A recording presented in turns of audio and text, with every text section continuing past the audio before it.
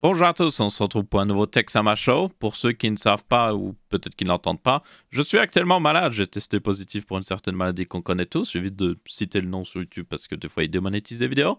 Ne vous inquiétez pas, je vais bien. C'est juste que voilà, ça va prendre un petit peu de temps pour me remettre. C'est pour ça qu'il y a eu quelques trous dans les vidéos. Et c'est aussi pour ça que vous n'avez pas de caméra pour cette vidéo aussi. Donc je mettrai ce que je voudrais pour illustrer ou juste je vous mettrai les actualités. Mais avant ça, ce début de vidéo est sponsorisé par Ugreen et leur multiprise c'est en un Digines Cube, un multiprise intelligent fusionné en 4 ports USB. Vous avez besoin d'un multiprise pour brancher votre chargeur d'ordinateur portable ainsi que des périphériques. Besoin d'un chargeur USB type A et type C pour vos appareils mobiles et accessoires. Besoin d'un chargement ultra rapide à 65 watts via USB type C en power delivery, peut-être pour votre ordinateur portable. Besoin de tout ça sur votre bureau toujours accessible et compact. Eh bien le Ugreen Digines Cube est fait pour vous. C'est un multiprise cubique avec 3 prises AC 230 volts classiques, 2 ports USB type A et 2 ports USB type C. Tout ça dans un petit cube capable de délivrer 3680 watts via les prises AC et 65 watts via les prises USB. En plus, la technologie au gallium le rend super compact mais aussi très sûr grâce à ses protections intégrées contre les surchauffes. Il a également une prise de 1,8 m de long et un interrupteur pour facilement l'éteindre. Découvrez donc le Digines Cube de Ugreen en suivant le lien dans la description et débarrassez-vous de votre vieux multiprise et nombreux chargeurs qui prennent de la place. La première news de la semaine, c'est un follow-up par rapport à la news comme quoi Google allait annoncer leur propre chat GPT. Ils ont bien fait une annonce, mais l'annonce était franchement très mais. Il y avait un événement même, mais ils ont à peine parlé, ils ont à peine montré des choses, donc c'était vraiment en mode « Hey, nous aussi, on a chat GPT, hein !» Donc, investisseurs et personnes qui ont des actions Google, ne vous inquiétez pas. Sauf que le manque d'informations et le fait que, franchement, au niveau timing, ils ont sorti ça tellement rapidement, ça n'a pas du tout rassuré les investisseurs de chez Google. Donc, yep, l'action a perdu énormément. Et du coup, Google est un petit peu dans une situation compliquée. Parce que oui, si ChatGPT arrive à littéralement révolutionner la façon dont on recherche Internet, il serait très mal placé. D'ailleurs, ChatGPT, la version avec Bing, est déjà disponible en test. Donc, c'est une sorte de chat où vous pouvez directement chatter avec justement ChatGPT pour lui demander des informations. Ce n'est pas parfait, évidemment, parce que ChatGPT n'est pas parfait, mais c'est une autre façon de rechercher le web. Et je trouve que si ça marche correctement, et si les gens prennent, ça pourrait faire une sacrée concurrence à Google. Donc peut-être que d'ici quelques temps, Google va être dans une très mauvaise situation. En parlant d'ailleurs de Bing, nous avons évidemment Microsoft qui avait fait Internet Explorer à l'époque. Eh bien, Internet Explorer maintenant va être automatiquement, et ça a déjà été le cas, désinstaller des PC Windows parce que il continuait d'être installé en arrière-plan, ce qui était assez stupide parce que certaines applications en avaient encore besoin. Donc des fois, ça arrivait d'ailleurs d'installer une très vieille application et que ça ouvrait une page dans Internet Explorer parce que c'est ce qu'utilisait justement ce programme-là. C'est utiliser l'API qui appelle justement Internet Explorer. Donc maintenant, Internet Explorer sera normalement désinstaller automatiquement des PC. Et pour ceux qui voudraient toujours l'utiliser, franchement, vous êtes complètement fou, mais vous pouvez toujours, il me semble, empêcher que ce soit désinstallé, même le réinstaller, mais bon, ouais. Dans tous les cas, évidemment, le navigateur par défaut que Microsoft veut que vous utilisiez est évidemment Edge. Et j'ai même fait un petit short sur justement YouTube, si vous voulez, où j'ai montré comment remplacer le moteur de recherche par défaut dans Edge par Google. Ce qui peut-être ne sera pas forcément le cas pour beaucoup de gens d'ici quelques années. Peut-être que tout le monde utilisera Bing avec ChatGPT. Autre news qui concerne un petit peu Google, vous avez Suzanne, je vais éviter de prononcer son nom honnêtement, je ne sais pas comment on le prononce correctement, qui est évidemment la CEO, ou plutôt qui était la CEO de YouTube parce qu'elle a démissionné et elle sera remplacée par Neil Mohan. Suzanne était surtout connue pour des trucs assez controversés sur YouTube parce que c'est pendant son règne justement sur la plateforme que vous avez eu, il me semble, c'était déjà elle à l'époque quand c'était Google+, qui avait été forcé, tous les trucs qui ont controverse, l'apocalypse et tout ça, elle était là et du coup forcément beaucoup de gens ne l'aimaient pas trop. Beaucoup de gens ont même dit que c'était à cause d'elle que en partie YouTube a changé. Le truc c'est que tenez-en compte, Neil Mohan plutôt, qui est du coup son remplaçant en tant que CEO de YouTube, n'est pas forcément mieux parce que c'est une des personnes en particulier qui a poussé pour le retrait extrait des pouces rouges. Ce qui est, selon moi, l'une des pires décisions qu'ils ont prises sur YouTube, vu que c'est très pratique pour voir, par exemple, si une vidéo est de qualité ou autre. Par exemple, si vous avez un tuto avec 300 000 pouces rouges, vous savez que c'est pas un très bon tuto. Et pourtant, à cause d'eux, maintenant, ce n'est plus possible. Et je tiens à préciser que depuis je ne sais combien d'années ou de temps qu'ils ont enlevé les pouces rouges, on n'a toujours aucune solution pour justement identifier un mauvais tuto. Ils disent qu'il faut regarder les commentaires, sauf que le YouTuber qui upload une vidéo peut contrôler les commentaires, donc il peut supprimer les commentaires qui critiquent son tuto. Donc ouais, franchement, pire décision qu'ils ont jamais pris. Donc pour ceux qui se disent Suzanne n'est plus là, ça va être mieux pour YouTube. Non, pas forcément. Honnêtement, je n'espère pas grand-chose. La plupart de ces derniers temps, surtout avec Google, on le voit, ils semblent plus être concentrés sur satisfaire les investisseurs que faire une bonne plateforme, en fait. Donc, à mon avis, ce nouveau CEO va juste être comme ça aussi. Ensuite, on parle un petit peu de controverse avec Samsung.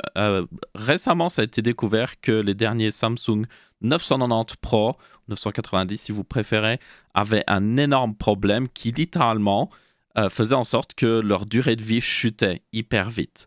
Il y a un fixe qui a été sorti qui empêche que les SSD perdent encore plus en durabilité, mais visiblement, pour le moment, si vous avez déjà perdu de la durabilité sur un de ces SSD, vous ne pourrez pas la récupérer. Donc, pour ceux qui ne savent pas, un SSD a des puces mémoire, on les voit d'ailleurs ici derrière. Ces puces mémoire, au bout d'un moment, à force d'écrire dedans, il y a des cellules, elles vont juste se dégrader et vous ne pourrez plus écrire des données. C'est comme ça qu'un SSD se dégrade. Au bout d'un certain temps, il y a trop de cellules qui se dégradent et vous allez perdre en capacité et surtout le SSD va passer en mode lecture. C'est-à-dire que vous pourrez juste lire les données dessus mais plus écrire dessus parce que c'est quand vous écrivez qu'il perd en durabilité.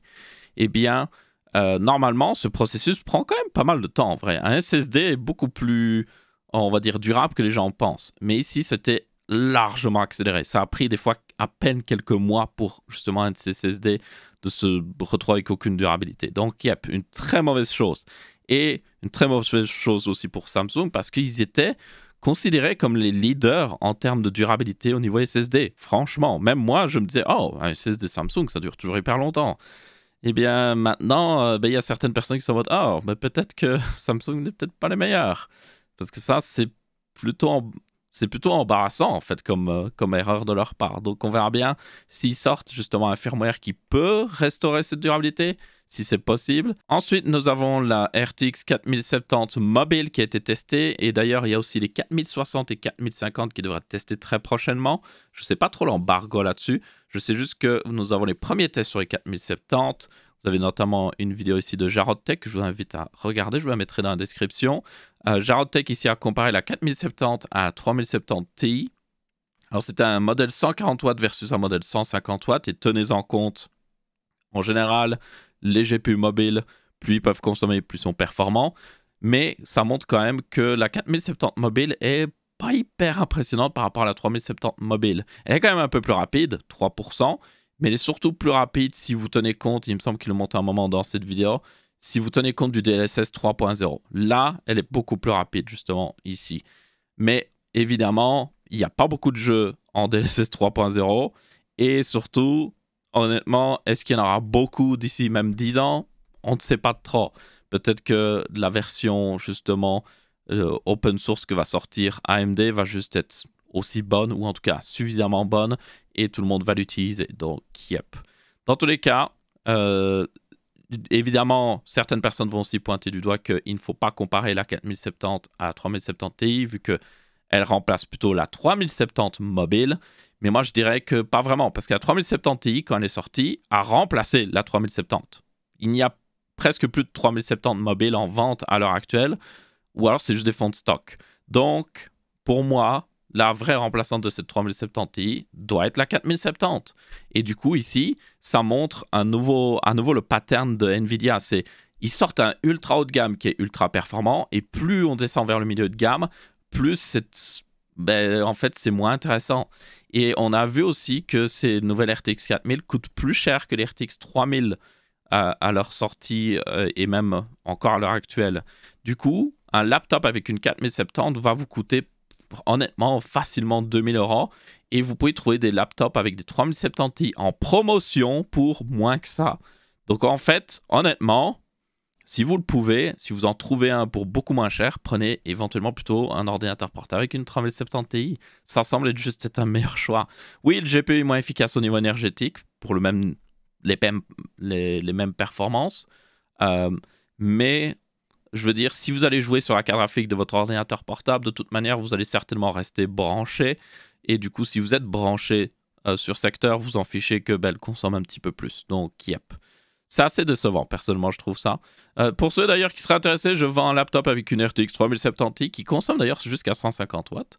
Même plus en réalité. Donc, s'il y en a qui sont intéressés, vous avez mon doc de vente dans la description. Et je le fais moins cher qu'un laptop avec une 4070. Donc, yep. Du coup, prochaine news, nous avons Windows 11 qui va peut-être remplacer toutes les applications sur votre PC pour contrôler le RGB. Oui, comme vous pouvez voir, dans une version de test, ils ont montré le fait de pouvoir sélectionner un périphérique dans personnalisation et de tout simplement changer les paramètres RGB. Alors, c'est évidemment des paramètres basiques, par exemple, couleur solide, ou alors ça blink, ou un effet rainbow, ou un effet rainbow dans l'autre sens. Mais évidemment, c'est mieux que juste aucun logiciel de contrôle RGB. Et ça, je peux vous dire, c'est un des problèmes des PC. Parce que des fois, vous avez un logiciel RGB pour la carte graphique, vous en avez un pour les ventilateurs, vous en avez un peut-être pour la carte mère, et ça devient n'importe quoi. L'avantage ici à avoir justement le support dans Windows de base, c'est que même si vous ne pouvez pas faire des effets hyper avancés, vous pourrez au moins dire « Ah, je veux que tout soit blanc » ou « Je veux que tout soit éteint » en fait. Et vous pourrez les éteindre facilement sans avoir 3 logiciels qui tournent en arrière-plan. Donc ça, honnêtement, j'espère que ça va arriver vite parce que ce serait très pratique. Ensuite, nous avons une news sur les nouveaux Ryzen X3D qui arriveront très prochainement. Ils seront sortis le 27 pour information. Alors, ce sera juste les Ryzen 9 le 27. Le Ryzen 7 7800 X3D, lui, sortira seulement au mois de mars. Donc, c'est un petit peu dommage. Dans tous les cas, pour ceux aussi qui se demandent, je n'ai pas d'exemplaire de test, donc ma foi. Mais je vous ferai une vidéo le jour de la sortie pour justement parler des performances.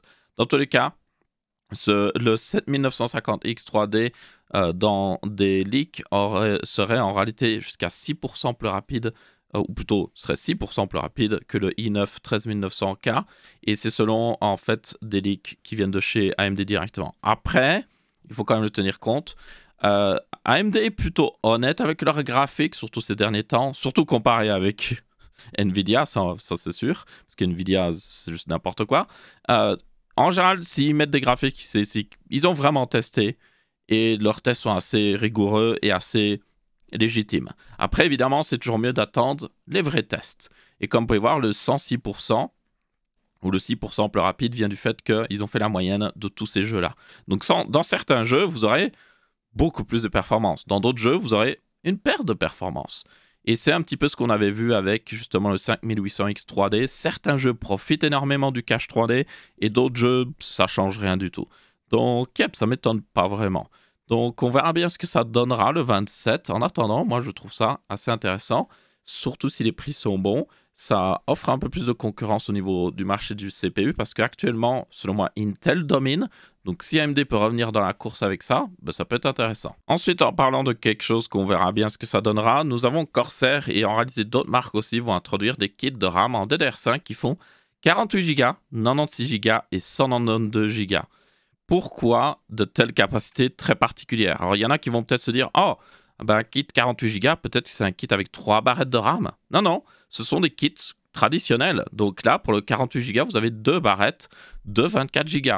Et une barrette de 24 Go, il y en a qui vont être en mode « What ?» Normalement, c'est plus genre 8, 16 ou 32 Go. Eh bien, pour information, ça vient du fait que vous avez Micron, qui est un fabricant de RAM et aussi SSD, tout ça, ou plutôt de puces mémoire. Ils ont sorti une nouvelle puce qui fait 3 Go. Et du coup, la plus petite barrette que vous pouvez faire avec, c'est 24 Go parce que vous pouvez mettre jusqu'à 8 puces dessus. 8 x 3, ça fait évidemment 24. Donc, c'est pour ça que ça nous donne une capacité particulière. Parce que normalement, ce serait plutôt 8 x 2 qui nous donnerait 16 Go ou 8 x 4 qui nous donnerait 32 Go. Ici, on est sur une capacité qui est un peu bizarre, mais qui fonctionne au final. Alors, le but de évidemment faire des kits 24 Go, 48 Go et tout le tralala, c'est d'avoir des kits qui coûtent moins cher. Le problème, c'est à l'heure actuelle, visiblement, ces kits ne coûtent pas moins cher et coûtent le même prix que des modèles. Par exemple, le kit 48 Go apparemment coûterait le même prix qu'un kit 64 Go. Donc là, j'ai envie de dire, si c'est pas moins cher, ne prenez aucun de ces kits. Aussi, apparemment, les puces Micron au niveau RAM, surtout en DDR5, sont pas les meilleures au niveau fréquence et overclocking. Donc, yep. C'est une capacité un peu particulière, mais visiblement, ça ne sera pas intéressant pour la plupart des gens. Si vous pouvez prendre plus, prenez plus.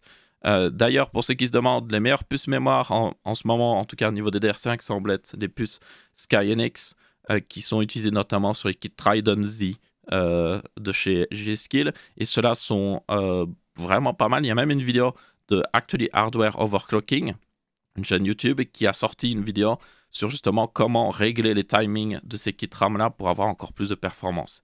Et c'est très intéressant, je ferai peut-être une vidéo là-dessus. En attendant, ces kits-là pourraient être intéressants s'ils n'étaient pas chers, mais honnêtement, aucune garantie qu'ils seront pas chers. Et enfin, on finit avec une dernière news d'un produit un peu en mode « What ?»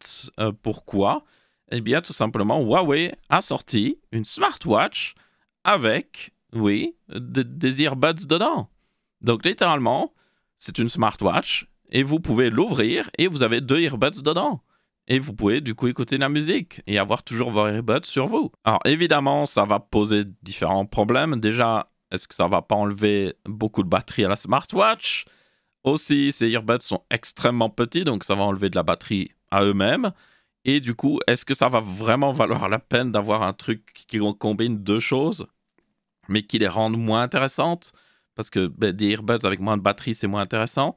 Là, c'est vraiment pour quelqu'un qui est en mode « Oh, je déteste transporter une boîte avec des earbuds, je les oublie à chaque fois, j'aimerais les avoir toujours sur moi. » C'est vraiment pour quelqu'un comme ça. Ou sinon, je ne vois littéralement aucun intérêt. Donc, yep, pour ceux qui seraient intéressés, vous pouvez directement l'acheter si c'est disponible en Europe, parce que c'est Huawei. Et il me semble qu'ils sont toujours bannis, donc yep. Et du coup, on va rester là pour ce Texamash aussi qui est plus court, parce que j'ai un peu mal de la gorge.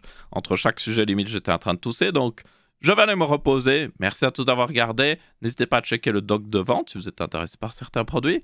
Et on se retrouvera pour une prochaine vidéo. Ciao, ciao!